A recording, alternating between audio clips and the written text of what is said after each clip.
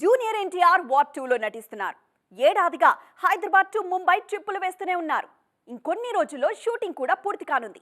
అంతా బాగానే ఉంది, కానీ ఇందులో అసలు తారక్ క్యారెక్టర్ ఎలా ఉండబోతోంది? ఎన్టీఆర్ ను వార్ 2లో అయాన్ ముఖర్జీ ఎలా చూపించబోతున్నారు? దీనిపై అప్డేట్ వచ్చింది ఇప్పుడు. దేవర బ్లాక్ బస్టర్ తర్వాత తారక్ ఫ్యాన్స్ మామూలు హైలో లేరు. రాజమౌళి తర్వాతి సినిమాతో మావాడు హిట్ కొట్టాడంటూ గర్వంగా కాలరెగరేస్తున్నారు. ఇప్పుడు వార్ 2తో బాలీవుడ్ ను కూడా కుమ్మేయాలని చూస్తున్నారు తారక్. హృతిక్ రోషన్ లాంటి హీరో ఎదురుగా ఉన్నా తారక్ ను తక్కువగా అంచనా వేయడానికి లేదు. వార్ 2లో హృతిక్ రోషన్ కంటే జూనియర్ ఎన్టీఆర్ క్యారెక్టర్ మరింత ఛాలెంజింగ్ గా ఉంటుందని తెలుస్తోంది.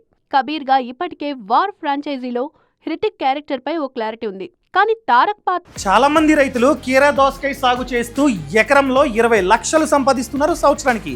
ఆ తెలుగు నేర్చుకోవడానికి ఇప్పుడే ఫ్రీడమ్ యాప్ ని డౌన్లోడ్ చేసుకోండి.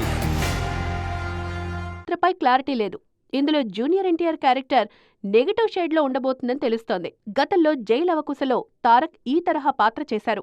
వార్ 2లో దేశం కోసం ప్రాణాలిచ్చే సైనికుడిగా ఉన్న తారక్ ఆ తర్వాత ఎందుకు నెగటివ్ షేడ్స్ లోకి మారిపోయారనేది ఆసక్తికరంగా ఉండబోతోందని తెలుస్తోంది. వార్లోనూ టైగర్ ష్రాఫ్ పాత్ర ముందు హీరోగా ఉండి చివరికి నెగటివ్ షేడ్ లోకి మారుతుంది. వార్ 2లోనూ ఇదే ఫార్ములా అప్లై చేస్తున్నట్టు తెలుస్తోంది. చూడాలిక వార్ 2తో తారక్ ఏం చేయబోతున్నారో.